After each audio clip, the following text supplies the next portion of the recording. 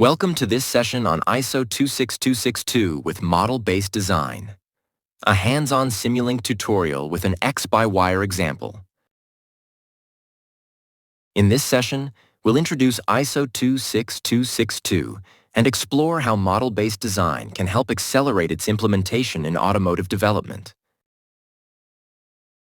In this tutorial, we explore key aspects of the ISO 26262 safety lifecycle using a practical brake-by-wire system modeled in Simulink. X-by-wire systems replace mechanical or hydraulic controls, like braking or steering, with electronic control units that process sensor inputs and drive actuators. As safety-critical systems, they demand robust design, fault tolerance, and compliance with standards like ISO 26262. Here is an implementation of a brake-by-wire system in Simulink. The first question to ask is, does this design actually work? It's clear that this design is fundamentally incomplete, as it lacks necessary safety mechanisms to handle failures.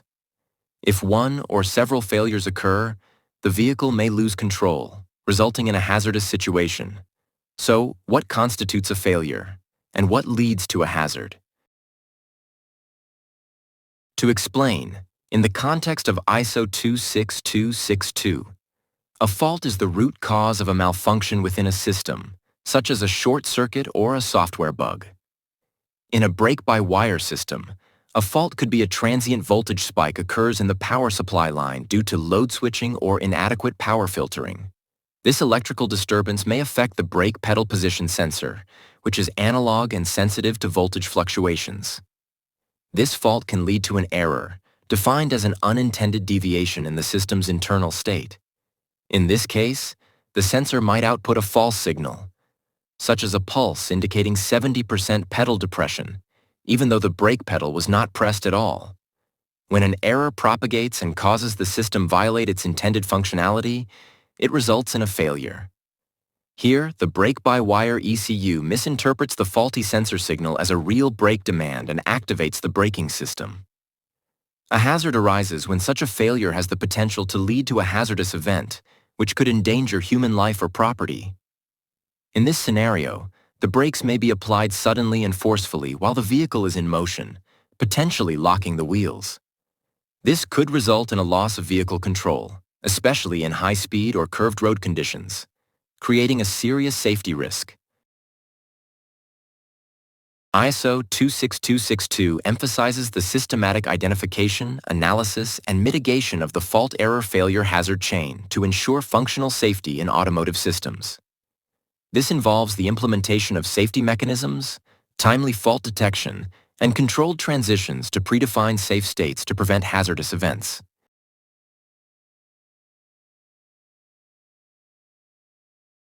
Modern vehicle systems like brake-by-wire need to adopt ISO 26262 because they are safety critical, involving direct control over vehicle dynamics where failures can lead to serious harm.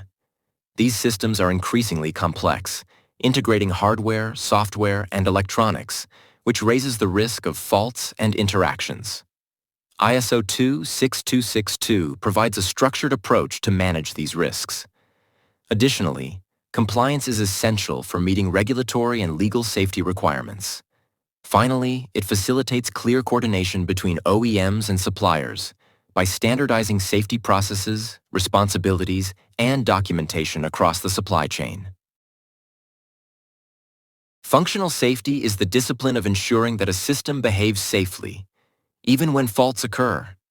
It focuses on detecting, controlling, and mitigating failures that could lead to hazardous situations, particularly in safety-critical systems like braking, steering, or powertrain control in modern vehicles. In the automotive industry, ISO 26262 is the key standard that governs functional safety.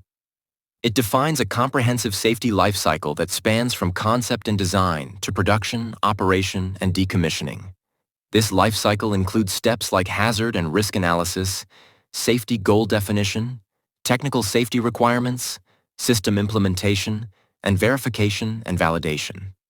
A central goal of functional safety is to reduce risk to an acceptable level, where risk is determined by the combination of severity, how bad the outcome is, exposure, how often it might occur, and controllability, how easily it can be avoided or managed by the driver. Functional safety is not just about avoiding failures. It's about designing systems that fail safely, using safety mechanisms like redundancy, monitoring, diagnostics, and safe state transitions to prevent harm, even in the presence of faults. ISO 26262 is organized into 12 parts, covering the entire automotive safety lifecycle. Each part addresses a specific phase or topic. In this tutorial, we will focus on Part 3, Concept Phase, Part 4, Product Development at the System Level, and Part 6, Product Development at the Software Level, and a brief overview of selected topics from Part 8, Supporting Processes. The ISO 26262 workflow follows a structured, top-down safety lifecycle designed to systematically identify, manage, and mitigate risks in safety-critical automotive systems. It begins with the item definition, where the system's functionality, interfaces, and operational context are clearly defined. This sets the foundation for hazard analysis and risk assessment, HARA, which identifies potential hazards and evaluates their associated risk based on severity, exposure, and controllability. From the HARA, high-level safety goals are established to address the unacceptable risks. These goals are then elaborated in the functional safety concept, which defines system-level safety functions and constraints required to meet the goals. The process continues with the technical safety concept, where safety requirements are allocated to hardware and software elements. These are further refined into detailed software safety requirements, which guide the software development phase, encompassing design, implementation, and integration, all according to safety-compliant methods. To ensure correctness and robustness, the system undergoes rigorous software verification and validation, including static and dynamic testing, to confirm that all safety requirements are fulfilled. This end-to-end workflow ensures that functional safety is not an afterthought, but an integral part of the development process, with traceability from high-level safety goals down to tested and validated software components. At this point, you might be asking, what is a safety concept?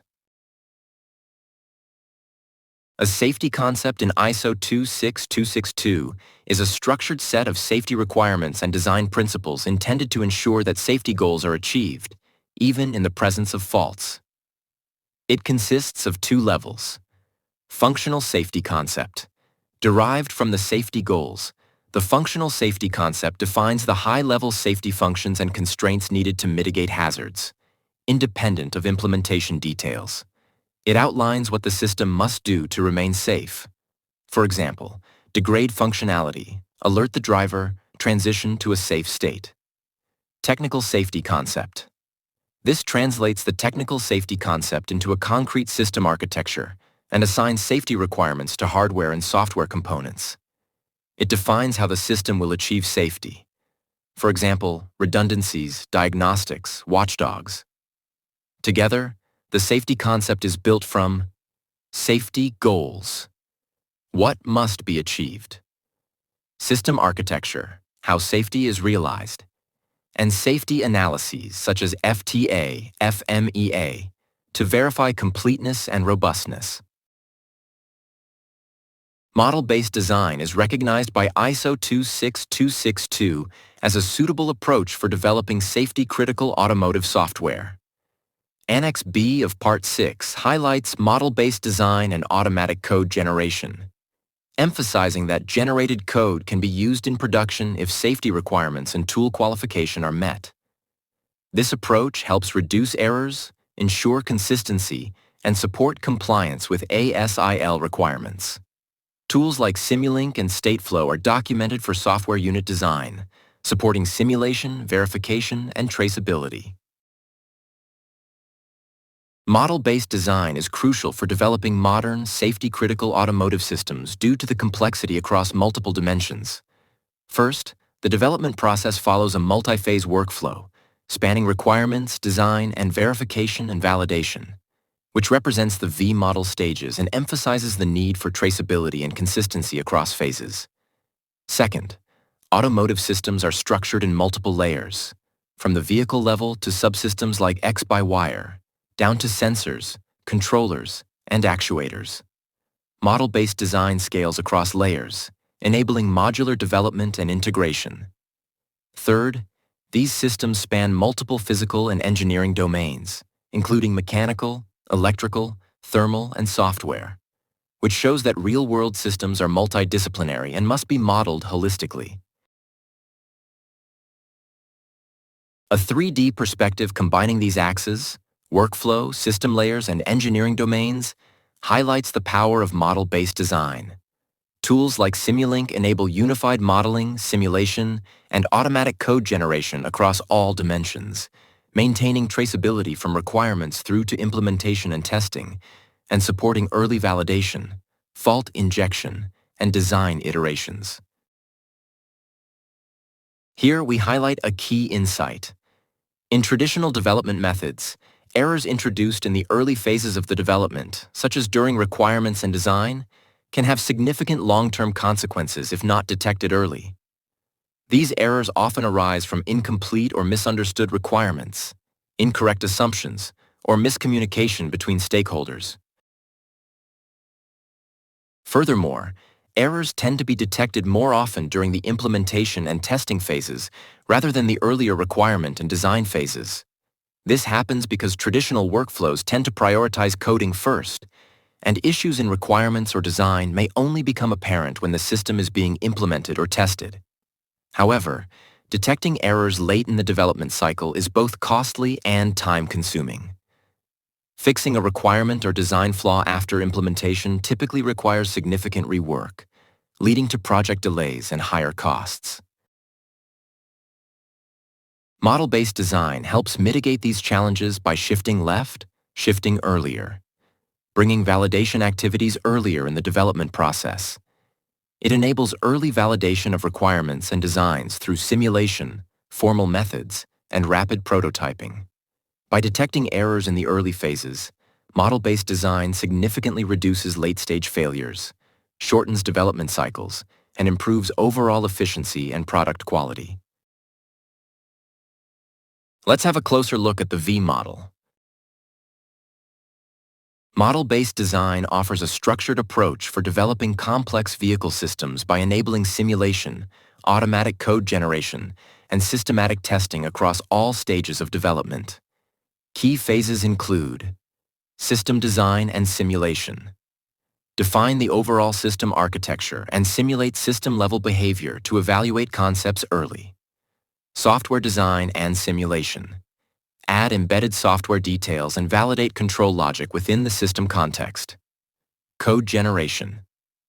Automatically generate production-quality code for deployment on embedded hardware or middleware platforms such as ROS2. Software unit testing. Verify the correctness of individual software components in isolation before integration. Integration testing.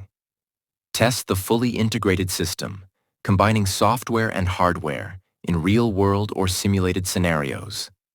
By enabling early validation, rapid iterations, and automation, model-based design significantly reduces development time, improves system reliability, and helps prevent costly late-stage design changes. All right, let's wrap up this session. We discussed the importance of functional safety, introduced the ISO 26262 standard, and explored how model-based design helps address the challenges of developing complex automotive systems. I hope this session has given you a clear understanding of these key concepts.